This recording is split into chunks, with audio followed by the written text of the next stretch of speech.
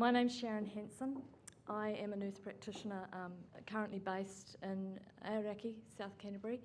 I work with a GP in a sole GP practice, and we serve a population of people who are not particularly deprived if you look at the whole country, but have their issues. I stand here representing the nurses of New Zealand and the nurse practitioners of New Zealand. There's not that many of us at this particular point in time. Health provision in primary care has changed over the years, and that's been in response to our population needs.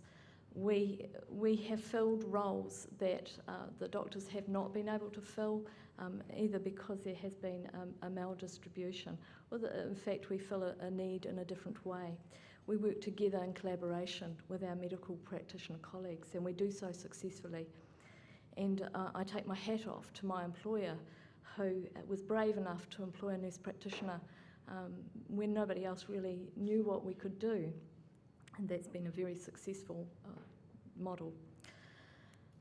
So the communities have changed. There hasn't been traditionally enough doctors, and certainly not doctors who have been willing to work in rural areas. So the nursing roles have expanded. Training and education for those support roles.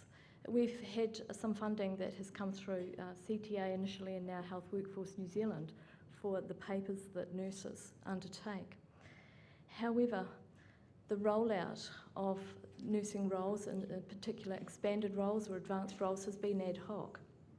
There doesn't appear to be any leadership and where those roles need to be, how those nurses are going to be employed. So it's happened because we've made it happen. Funding post-registration has been a huge issue. If we want to carry on with our education, or if we want to maintain our competencies, we find it, we fund it.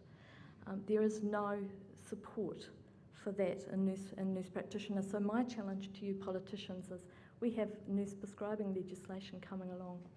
How are we going to fill those roles? Who's going to lead that?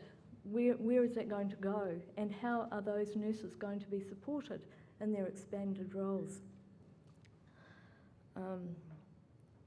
So that would be basically what I would ask you and what I would challenge you.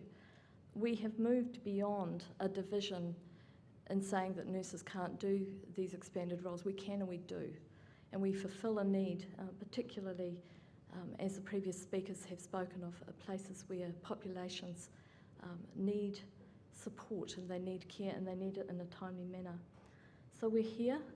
I challenge you to support us and to show some leadership around how we can take this forward. Thank you.